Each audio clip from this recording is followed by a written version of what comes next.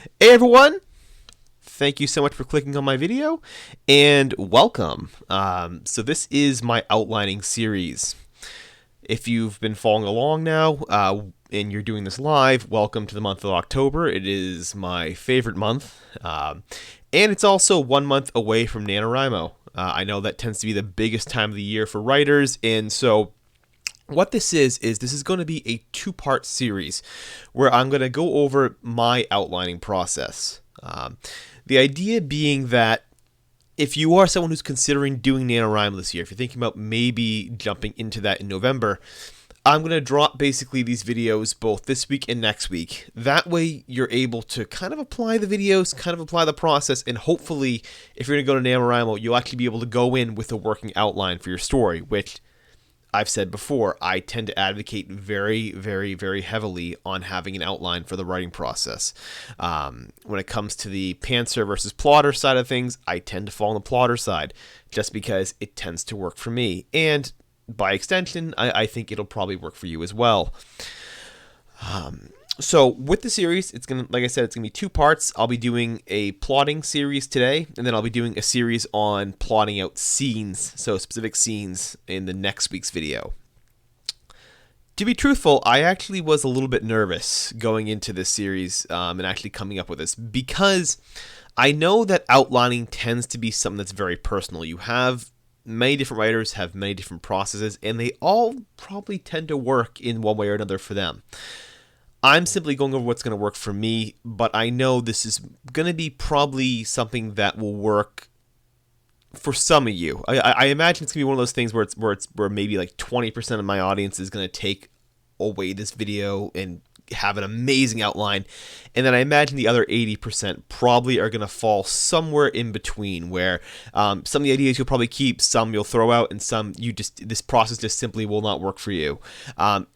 Outlining is a very personal thing. It tends to be something that people, depending upon their level of awareness with the process and what they tend to go into the outlining process with knowing already in terms of structure, act, when it comes to like story tropes, that informs a lot of their decision on how they create the process and how well they can sort of watch, movies, dissect books, and how well they can kind of absorb certain plot points from them.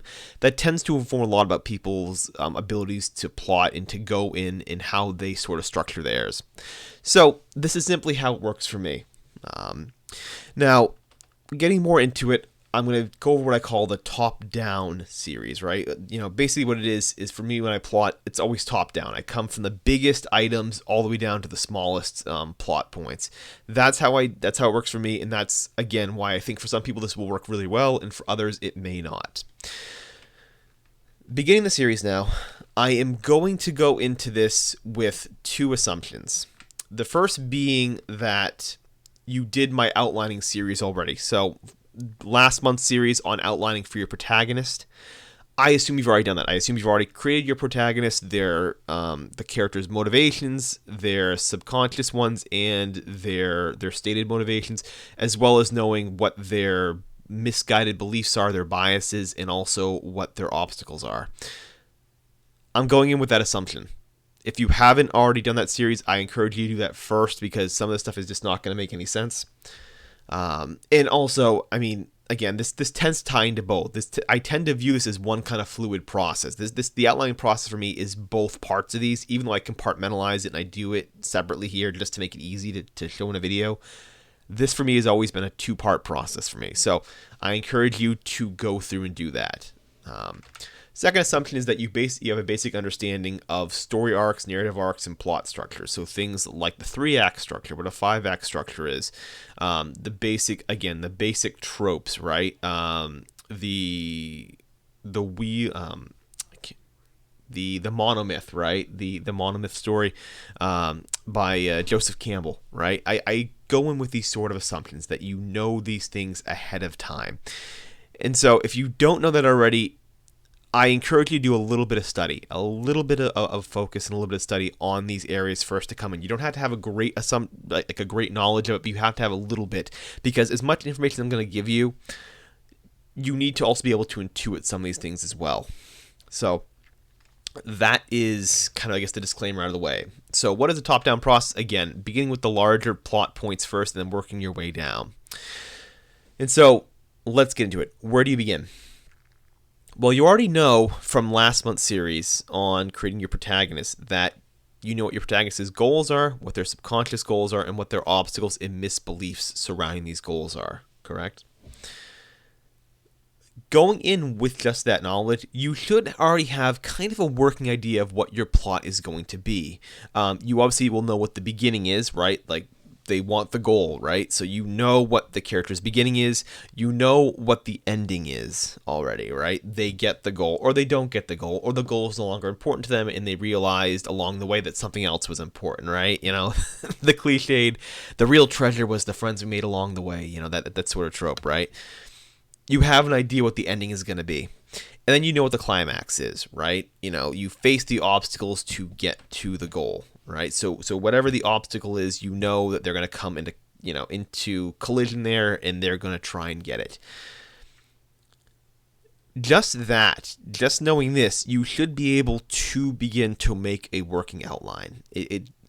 Something where you would just take, I'm going to go over this in a second, basically, but what you do is you basically would just take a sheet of paper here and plot out these first points. So just put your beginning, your ending, your climax, right? And then draw a line connecting them. So just make it like one long storyboard in a sense. Now, what I want you to do is every time you plot a certain point, a certain scene, whatever that is, just make a small note about what the scene is going to contain. So write out basically what is going to be contained in that particular scene. What you're going to have at the end of that first pass is simply a bunch of, a few dots and a whole lot of gap. So it'll be like beginning, climax, ending, or, beginning, maybe a rising action, maybe the climax, maybe the falling action, maybe the ending, if you remember that from your high school English class. You'll have a few points laid out, right? Maybe, three, half a dozen. If you're lucky, maybe 10, 12. That's awesome if you can get that on your first pass. You're going to have, though, a few points there and a whole lot of gap in between. So now what do you do when you fill in? Well, like I'm, obviously filling the gaps in between, right? Again, start with the top down. So in other words, once you have that first pass done, start looking at what precedes it, right? So what precedes the climax? What scene is going to lead up directly to the climax, right? And then what scene leads up to that, and tend to work backwards. The idea is that working backwards is going to be a very efficient way of doing it, because you know what the ending is going to be, and so all you have to do is you have to just write and plot towards that. It's very, very easy. It's kind of like the roadmap analogy, where people talk about writing is like a roadmap, where where if you know where you're headed, you can basically get there without knowing all the small points in between. It's very, very true. If you know what's going to happen at a certain scene, it's easier to kind of plot up to that, to make a note of what leads up to that, because all that writing is simply actions and consequences, right? Something happens, there's a fallout from that, and that leads to the next thing. It's a very, very causal sort of relationship. That is basically how the plotting process works here. And so if you have the few working parts that you really like, that you feel are strong, again, that just from the prior month's exercise, you're going to be able to work backwards to get to some of these scenes.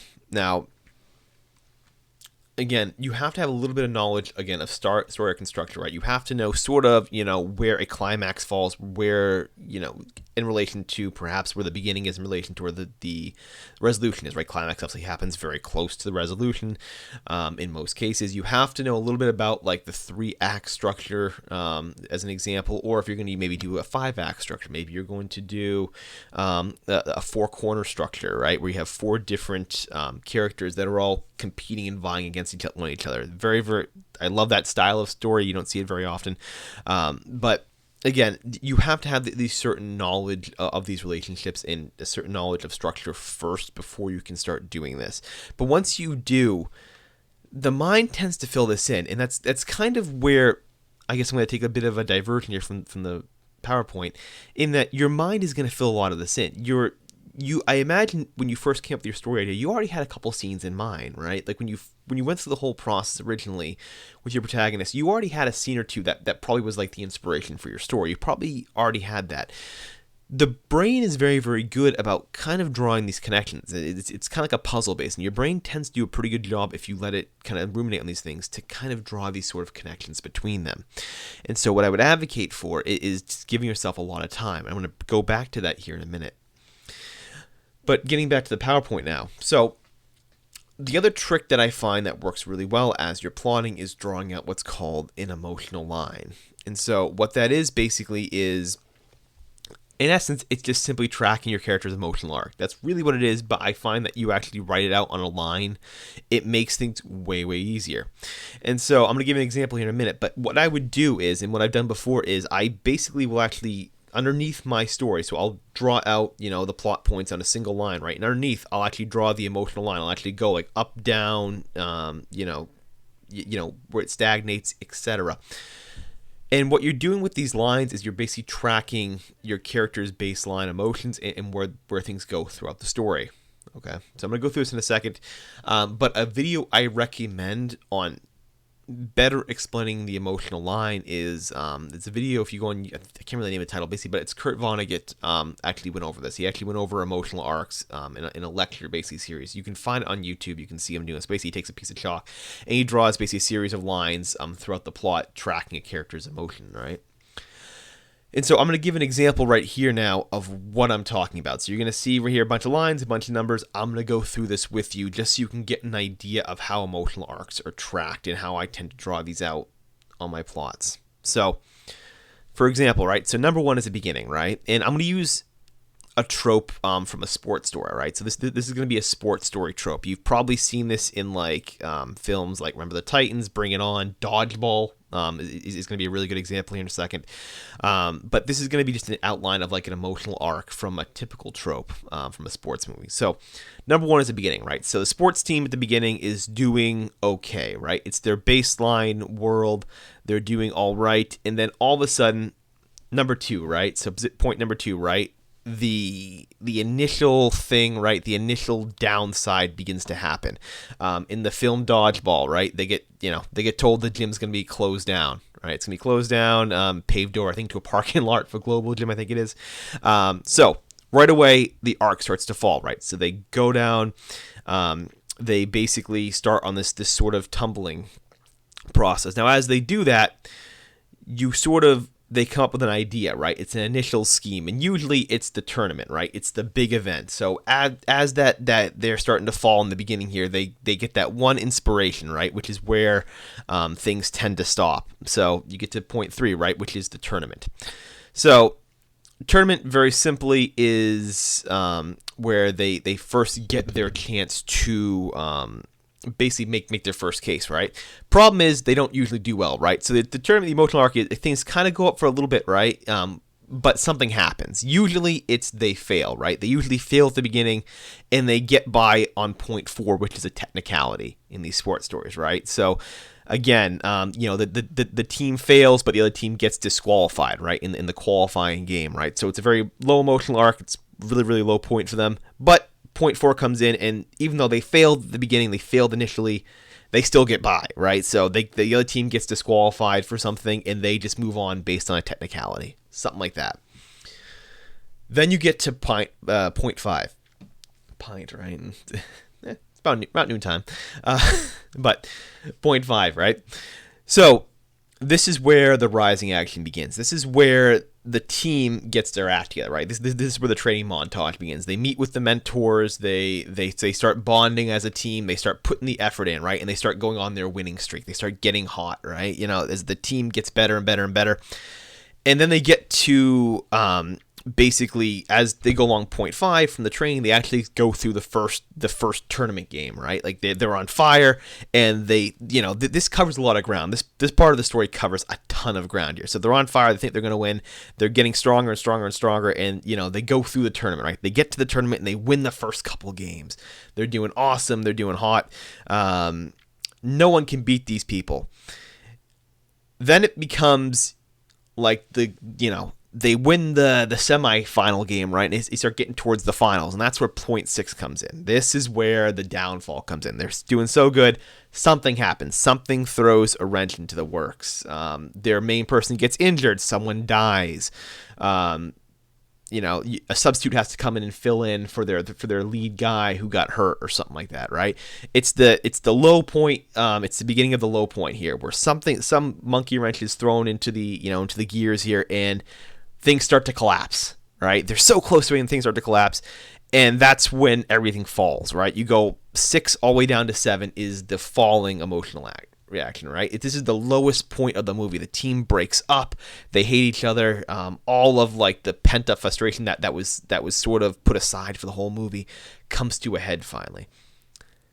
And then finally we get to the lowest point, which is the eve of the big match, right? The eve of the big game, whatever it is, and they're at the lowest point, and they decide to regroup. Something happens where they decide to regroup as a team. They get their act together, and they get ready to go into the game, right? So this is point 8, right, where they get ready to go in and they prepare for the big match. 9 is the climax. So now they've kind of regrouped, come back, climax, it's a big match, big game. What happens? They win, right? The special character that came as a substitute wins the game for them.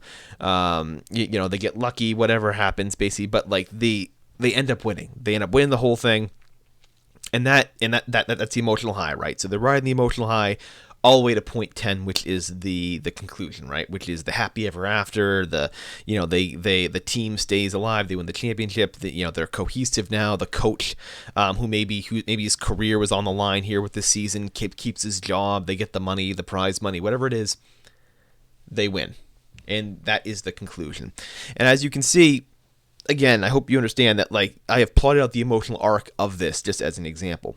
And so when you go through your process of plotting, this is what you need to do as well. And what I find tends to help is plot the emotional arc, because it allows you to see, where things are going wrong. You might find in your plotting process that, hey, I've got a lot of rising action here, but no falling action. Or I got a lot of falling action, but there's no point where my character seems to really get the emotional, get their emotional high back, right? And you can kind of compare it to tropes that have already existed before. And if you're going to subvert the tropes, it's good to know that. You might go in and say, I want to write, a Hamlet story, right, where my character is just continually morose the whole time. There's no emotional up or down. They're pretty much the same character throughout the entire story. They're unchanging. It's a subversion of expectations, but it's been done before. But what helps is if you can track their emotions on your plotting point, you can see this. That way, if you're going to try and subvert the expectations, you can make sure that your story is consistent there and make sure that it is actually running counter to the trope or running in line with the trope if you're trying to keep your story in line with these tropes that have existed before. And so again, if you're a very visual person, much like myself, this tends to help. I tend to find that just drawing, a little line basically up and down at the bottom of the page to track their emotions as these scenes go on can be very, very helpful. And it's not going to look this perfect. If you look at most stories, the emotional arcs tend to go like in short little bursts, short bursts, but the trend seems to follow something like this. If you were to do, say, a sports film or a sports story, much like what I've laid out here. And so this is going to be my summary for the plotting section. Again, this is the first part of it, but this is kind of the main part too. So beginning with major scenes and working back is the main idea I want to give to you. You already have a few here already, and if you can track the emotional lines throughout this process, it'll go much easier. But the main idea I'm trying to understate, though, throughout this whole thing is that it does take time. A lot of this video approaches this with the idea that you're going to take your time and do this. And to be honest, and this is part of the reason why I felt it was so difficult to come up with this series, a lot of this you sort of do on your own. A lot of it's very hard to describe because, again, your brain tends to come up with these sort of things, right? Your brain tends to draw these parallels. You can come up with the first few points, right? You can come up with the beginning, the middle, and the end, right? The beginning, the climax, or the climax and resolution. Your mind can come up with certain patterns here. Your brain will start to intuit these sort of things the more practice that you have. And so you don't necessarily need to always go into this with a full knowledge of what's going to happen. A lot of people, including myself, will go in basically with an outline where my outline maybe only 50% written. I may only have a 50% done outline where I have the main points and I've got some scenes that precede them, but I've got plenty of gaps and I don't necessarily know what those are going to be yet, and I start writing. I go in with just half finished outline. The reason why is because the points that I have are so solid, and because I base them on the solid ideas from the previous series about having character motivations be the central thing, it's difficult to fail. You can fail. You have to redo scenes. If you followed my vlog, you've seen me rewrite plenty of scenes here. So things do need to be rewritten. Things do have to be restructured here. But in general, it's pretty hard to mess that up. You have kind of locked yourself into a pattern that's a bit difficult to mess up. If you start basically with your characters and their motivations first, like I went over previously, and you have at least a solid idea of what you want the big scenes to be, there's really only a certain few ways that the story can actually play out for it to be a very satisfying story. And your brain's not really going to give you ideas that aren't going to be that satisfying. I generally do not think that you're going to write, a scene that's going to be so out of left field that it's not going to have anything to do with the story. It's not going to have anything to do with trying to get your scene to work. There are going to be flaws and issues and all that stuff, but I don't think you're going to have anything that's going to be drastically that bad if you start with these sort of points first. And so the main challenge is going to be those in-between scenes, right? It's going to be those scenes in between where I talked about where you start, and again, you may be something where you start with halfway finished outline, but the in-between scenes I do think tend to come with time. They tend to come as you expand the story. As you write, you're going to start to notice a certain organic way the story tends to unfold. Even if you outline, you're going to notice that, you've got this nice scene here. You're going to go, wow, okay, that's a really cool thing. I should explore that more. Hey, let's put a scene in that explores this item more. It tends to be a very organic process. And so when I create these videos, I do tend to put them out with more of a conceptual basis and not so much a prescriptive kind of idea behind them. In that you can kind of take them but also fill it in with more of this organic process that you probably have developed over time. And so I do hope this has helped you. I do hope that you can take away from this plotting series something where you were able to at least come up with the major bones, right? You're able to put the major skeleton of your story together. And then as you go through and as you kind of get some more time to think about and ruminate on your story, the smaller things will come. It's a very, very much a sort of practiced patience that you need to develop here to be able to do this well. And so a lot of it in this process is a lot of thinking, a lot of sitting around, a lot of just kind of ruminating on the idea and letting things settle for a bit, forgetting about your story for a time, and then coming back. And in between that sort of period, I think your mind will tend to work out a lot of the smaller things you have to deal with. But again, the major things are here, the major bones of the story are here, and that's really what you need for an outline, is the major bones.